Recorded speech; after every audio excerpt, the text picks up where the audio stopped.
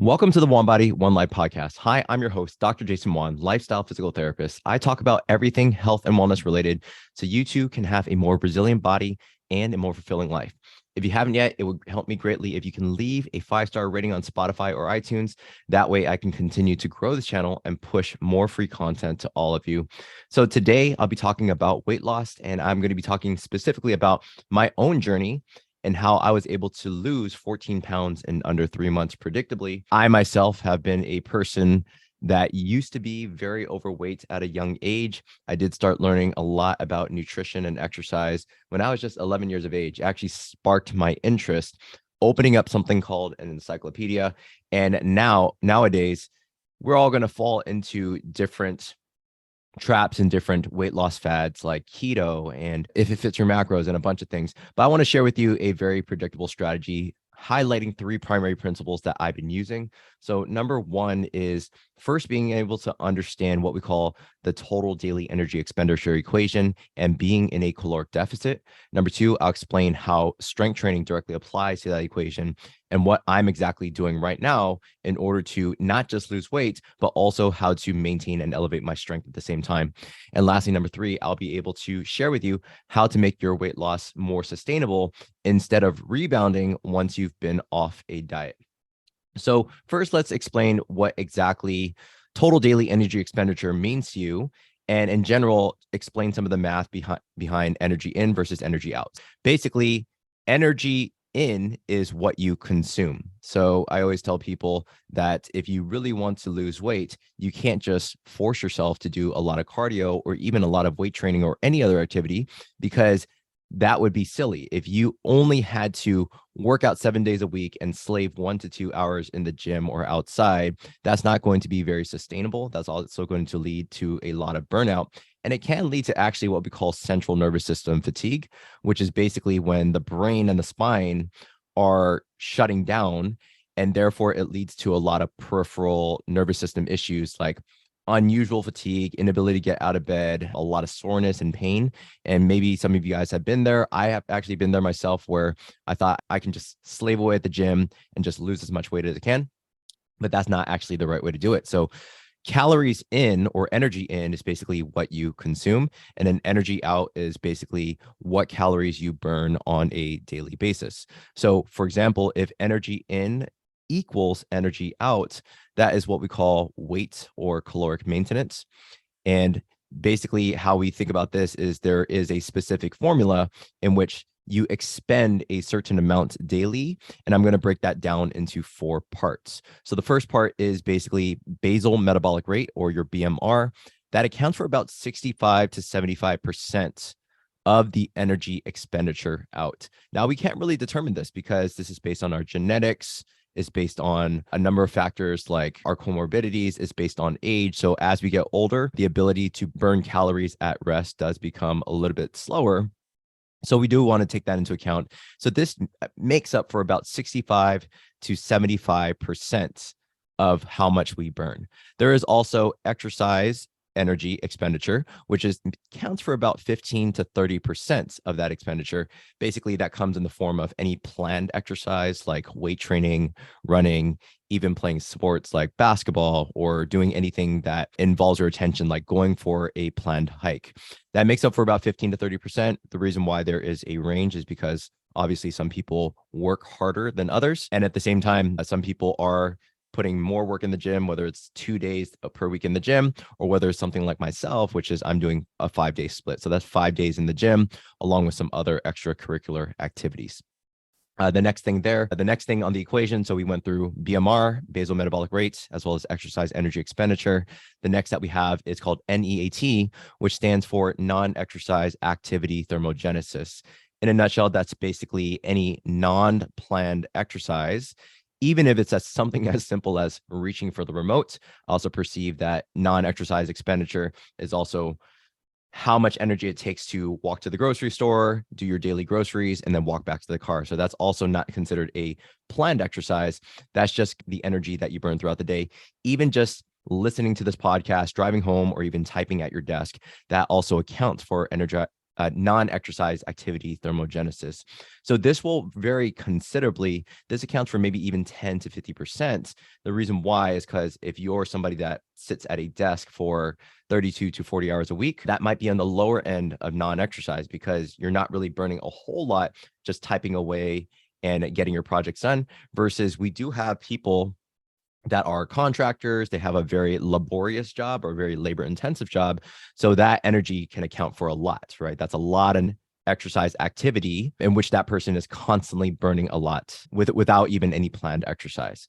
Okay. And the last thing I want to tell you about the fourth part of the total daily energy expenditure equation is your thermic effect of food. Now, essentially what this means is the amount of energy you need to burn and digest food. So fats actually take up almost no energy to really assimilate, versus if you eat protein is obviously a very strong, a very thick constituent, and that actually takes a lot more energy to process and digest. So that is why I often tell my clients that if they're looking to not just like alleviate pain, that's the main thing that I do, which is help people to alleviate chronic pain. But also if they want to alleviate chronic pain and they need to get stronger in order to get there, you're not going to get stronger just again by slaving away at the gym and lifting weights. You need to recover from the breakdown as a result of those workouts through the ingestion of protein. So the more protein that you can ingest, the more that you're going to take advantage and maximize that thermic effect of food, versus somebody that is severely under eating protein. You may try to cut down your calories, but still you're not going to be able to actually build muscle, because protein is basically the precursor to muscle. And that comes also in the form of amino acids, right? So that basically is the total daily energy expenditure in a nutshell. I want to highlight some things about this equation that you need to understand is that if exercise really only accounts for 15 to 30% of the total energy expenditure, you can't reasonably try to work out as much as you can and expect you to have sustainable weight loss. Again, it leads to burnout, and it only really accounts for 15 to 30%. Even if you have a desk job, if you know you have a desk job, then you need to make that up in some other ways. So you can try to like park really far away. There's certain strategies around maximizing your non-exercise activity thermogenesis. I personally sometimes just go for a random walk outside. Sometimes if I'm doing groceries, I will park further away instead of taking the closest spot to Safeway or Trader Joe's. But also if you realize that the energy expenditure, 65 to 75%, is already predetermined based on your, again, height, genetics, comorbidities. So if you know that you can only reasonably maximize thermic effect of food to an extent and exercise, then the main thing you want to think about is how much calories you're actually ingesting, which is the other side of the equation. That's when we're talking about energy in. So basically, being in a caloric deficit is by far the most important thing when it comes to weight loss. I personally am tracking my calories. I'm tracking my weight. I'm also tracking my food and how much I ingest. I'm constantly scanning the barcodes to see how much calories, and I'm tracking these things to a T on a spreadsheet. For some of you that are thinking, that's not for me, I've heard plenty of people saying, I've done that in the past, it's not sustainable. I would encourage you to actually at least dive into the science of it and track for even a minimum of 2 weeks. Because let's say you track your calories, you track your weight for a minimum of 2 weeks, 14 days. That at least gives you some data points to figure out where your caloric maintenance is. So if you are eating for 7 days, you're tracking your calories to a T, and you're not losing any weight, then you know that you're basically at your caloric maintenance. If you are eating and that you're gaining weight, then that's how you know you're in a caloric surplus. And if you're tracking for 7 to 14 days and you actually lost maybe 0.5 to 1 pound, then you are already in a caloric deficit. So if you find, basically the premise of tracking for a minimum of 14 days is to try to find where your caloric maintenance is. And then what you'll do is you'll times that by 20% and you'll subtract that from your total amount of calories that you eat. So for example, if you eat 2,500 calories and that is your caloric maintenance, then you'll times that by basically 0.8, and that will give you your total amount that you need to eat throughout the day, which is 2,000 calories. Or you can simply just, again, times that by 20%, which is 0.2. And basically they'll say you have to subtract 500 calories from 2,500, which equals 2,000 calories. Another way to think of this, if you didn't want to try to track for 14 days straight, you can basically take your weight right now. So let's say if you're 100 pounds and you times that by about 14 to 18. Okay. So 14 to 18, if you are 100 pounds, which not a lot of people are, unless you're fairly skinny and fairly lean, which you wouldn't be listening to this podcast in the first place. But let's say take that number because it's very easy. 100 pounds times that by 14 to 18. If you are more active and you do exercise a lot, you'll times that by 18, which would be 100 times 18 equals 1,800. Versus if you do 100 times 14, that accounts for a more sedentary person that's not really working out a lot. And that would be 1,400 calories. And that basically might give you your caloric maintenance. Once you find that caloric maintenance number by times it by 14 or 18, or even 16, which is like the middle ground, then you'll simply, again, take that 20% number and then subtract that from your caloric maintenance. So hopefully that's helpful. Again, there's a lot of math to this. If you guys didn't know, I was actually a math major going into UC Davis. So I do like to put numbers, and I think that it gives me the most predictable way on tracking weight loss or tracking anything in life. So I always tell people what can't be measured can't be managed. So if you're just constantly just thinking about eating clean, you're thinking about eating whole foods. I think that eating whole foods is better than eating processed foods, and you can lose weight. But again, I like to put numbers to the equation and understand that if I track everything and I can see the actual numbers going down, it gives me confidence in terms of micromanaging my diet or how many steps I need to get in, or how much I need to decrease my calories even further to continue to be in a caloric deficit. So hopefully these things are helpful. And I know I sped through that. So if you need to rewind this, please do. Okay. So that's number one, is just explaining the entire total daily energy expenditure equation. And so number two, I want to dive into the strength training aspects, why that directly applies to this equation and what I'm exactly doing right now. So strength training, the premise around strength training is to actually build muscle. And there's a couple of reasons why you want to build muscle instead of just trying to lose weight. So if you just try to be in a severe caloric deficit and you're working out a lot, one, I think that's a mistake because you're staying in a more catabolic state versus an anabolic state. So catabolic state is basically your muscles are just constantly breaking down and you're not rebuilding them enough in the form of sleeping soundly and also actually getting in enough protein. So if you're constantly in a catabolic breakdown, one, you're going to get very discouraged because you're going to be very sore. Again, second, you're going to potentially lead to that central nervous system fatigue that I told you about. And then thirdly, it's just going to lead to lack of motivation. If you don't feel good, you feel constantly sore, you're going to really think this is not worth it. And then you're just going to rebound and then gain back all the weight. So being in a very severe caloric deficit without thinking about eating more protein and also strength training, that is a huge mistake.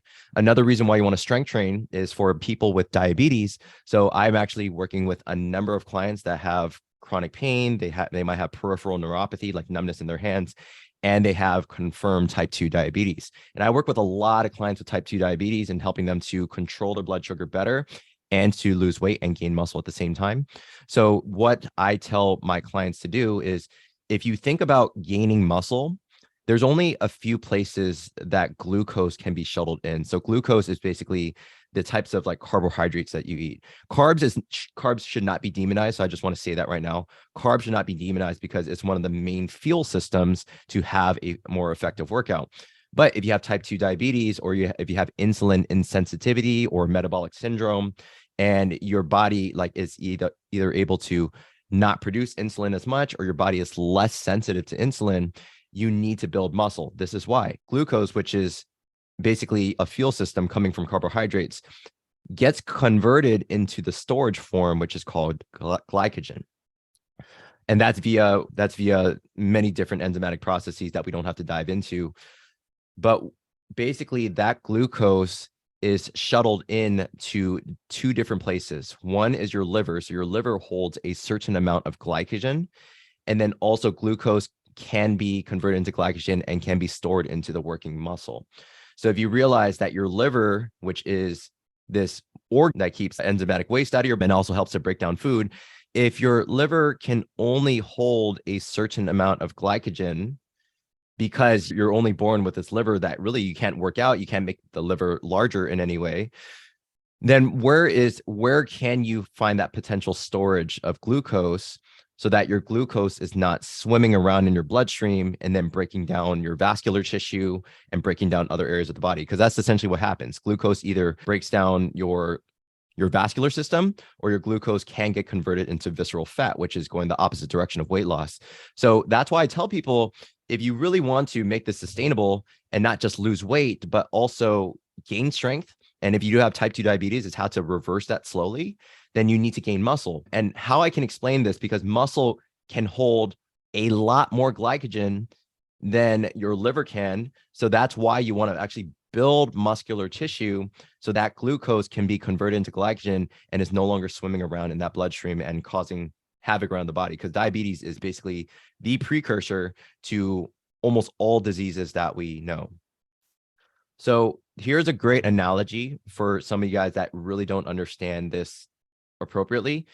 If you're looking at basically like a local bank, so think about a super small bank in a small town or like a small city. So if you basically say, hey, I want to open a bank account, I want to store this amount of money, I think of it like this bank can only store a certain amount of money because that bank is super small. Okay. And that's basically saying I don't work out at all, and I'm only going to rely on like my liver and the little muscle that I have in order to store that glycogen.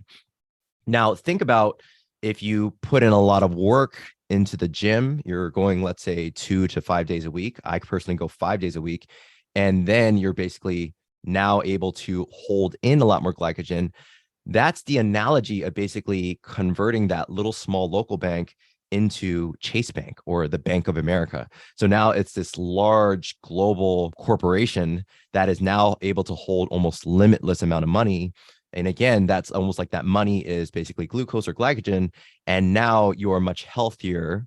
And also when you are weight training, you do become more insulin sensitive. So now the insulin in your body is now able to more effectively convert that glucose into glycogen, not store it as visceral fat, or not cause havoc in different parts of the body.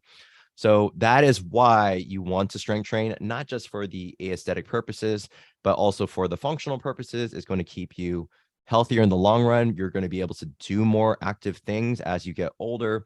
Plus, if diabetes is literally the precursor to so many different diseases out there in the world, it makes sense to probably gain as much muscle as you can and become and keep yourself as insulin sensitive as possible. Okay.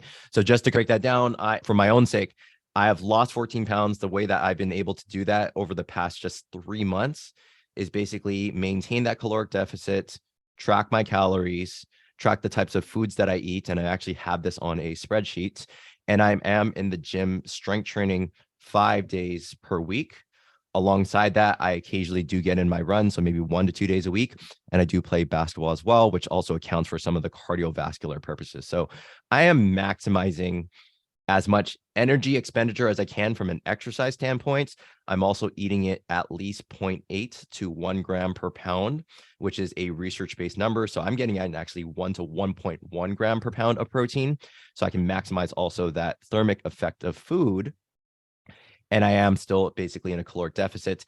At some point, though, which we're getting into number 3, which is when you hit that weight loss period, there's going to be a point where you either plateau, or let's say some people, they get off their diet and they rebound. I'm currently close to hitting a point which we call metabolic adaptation. Basically, for the amount of exercise that I get in currently, I'm actually burning less calories than I was when I was 171 pounds. So I started this weight loss journey at 171. Currently, I'm at 157 right now, which is almost exactly 14 pounds. But I got to realize that I'm actually, even though I've gained muscle and I've lost some fat, I still am carrying less of myself. Think about that, right? If I do a specific, like a 1 mile run, so I'm usually carrying 171 pounds of my body, which is burning more calories. But if I'm now like 157 pounds, I'm carrying much less of myself. So essentially, I'm burning less calories with the same amount of exercise expenditure. Does that make sense? So why I have to calculate that in is if I eventually am hitting a caloric deficit And now I'm hitting a point where I'm hitting like caloric maintenance and I not burning as much. I have to make small little tweaks if I want to continue weight loss. So that's either being in a more caloric deficit or increasing that energy expenditure in some way or form. Or what I can do is I can say, hey, I'm satiated with where I am currently. I'm happy with the weight loss right now. And that's where we start to hit that metabolic adaptation where I'm hitting caloric maintenance at my lower weights. I'm doing a certain amount of exercise and now I'm no longer losing. So this is where how to make this more sustainable, which is number 3, how to make that weight loss more sustainable instead of rebounding back is one, I continue to track my calories. Now I may be a little bit more eyeball-ish, which basically means that I can eyeball how much chicken I eat and I no longer have to put everything on a scale. That allows me to make it more sustainable. So like when I go out to eat, I can overestimate my calories at a restaurant, and you eventually will get really good at just pouring things or understanding like what specific calories, because you've been doing this for a while. That allows it to make it more sustainable. Another way of making this more sustainable is something called reverse dieting. And essentially reverse dieting is let's say I'm at a caloric deficit right now, or caloric maintenance of, let's say 2,300 calories. So that's where I'm actually currently right now. 2,300 calories is still a mild caloric deficit, maybe hitting that metabolic adaptation right now. So what eventually I'm going to do is I'm going to slowly increase my calories over a number of weeks or months. And my body will get used and become more energy efficient at burning those calories and burning that food, and I will still be able to maintain my weight. I won't be able to increase that weight. So you're going to have to teeter with that, where if I'm at 2,300 calories, I can instantly just jump up to, let's say 2,600 or 2,800 calories. I can jump up and track that over a number of 1 to 2 weeks and see again if I'm maintaining that weight. And if I'm maintaining that weight, that's awesome, because I've increased essentially 500 calories per day and I'm still able to maintain the same amount of weight. If you increase 300 to 500 calories over a number of 1 to 2 weeks and you realize that you're actually gaining weight, well, then maybe you need to taper that back down a little bit, eat something a little higher than 2,300 calories and see if your body is still becoming more energy efficient and maintaining that same weight. So this is, I think, the mistake that some people make, which is they want to maintain that weight loss. They work really hard to lose all that weight and get to a point where they feel good at where they're at. But then so many people, yes, 80, 90% of people, they rebound. And the reason why is because I think they don't taper up the calories that they're eating. So then their body doesn't actually have to adapt anymore. They don't become more energy efficient. And I think that's something you want to do. You want to try to increase your calories as much as you can and see if you can maintain that same amount of weight. And if not, then I think that's where you have to play with those numbers. That's why I think that I use a spreadsheet, because I can see all my numbers from a bird's eye view. And if those numbers are not in front of you, then again, I think that it makes it less sustainable when you're not putting math to the equation. The other last piece is you can have a sense of intuitive eating. And what this means is don't be so restrictive during your weight loss journey, and don't be so restrictive even after you've lost a weight. So if you hit your weight loss goal, don't be too restrictive. Have some flexibility and giving yourself the ability, the unrelenting permission to have the foods that you like. Even right now, I still maintain a caloric deficit, but if I know like I'm at 2,000 calories, I still have 300 calories to spare, I don't mind eating a cookie or eating ice cream or eating the foods that I like. Because if you restrict too much, that's like restricting a kid from video games. You restrict a kid from video games for 10 years straight, and all his friends are playing video games. 10 years down the line, when he's out of the house, he's going to binge on video games. He might get even addicted to it. And I think that's what the same thing goes with weight loss is we restrict too much. We try to eat clean. We try to avoid all the guilt foods and all the quote unquote bad foods. But I think there's not really a lot of bad foods out there. If you give yourself that permission that, hey, I know my numbers, I know how much protein to eat, I know what my caloric weight loss number is, my caloric deficit, give yourself that permission to eat food. Give yourself permission to eat whatever you want once in a while, as long as you're hitting your protein numbers as well as your caloric deficit number. Give yourself that permission to eat, be a little bit more flexible. That's what makes it more sustainable, because that way, after you're off this diet, you let loose a bit, you can slowly, again, reverse that dieting process. And also at the same time, you can still eat the foods that you love. Your body will become more energy efficient as long as you follow the rules in this podcast, which is like, total daily energy equation, strength training consistently. So you become more energy efficient. You become more sensitive to uptaking that glycogen. And at the same time, follow these principles around the weight loss and how to not rebound. And I think you'll be good to go. The reason why I talk about weight loss, even though this is not my direct cup of tea, is because I have a lot of passion for nutrition. I actually teach a lot of my clients not just how to relieve pain, but to also be more in tune with their nutrition, what foods to eat in order to fuel that system for strength gains, and also how to get out of pain at the same time. And I've actually had this talk on many live streams, but I have had a lot of requests on saying this on the podcast so people can repeatedly get this information in as they're on the road or just listening on their walks. But hopefully this was super helpful to you guys. Just to recap on what I said, the 3 primary principles on how I lost 14 pounds in under 3 months. One is understanding to the T, the total daily energy expenditure equation, being in a caloric deficit, and tracking my numbers.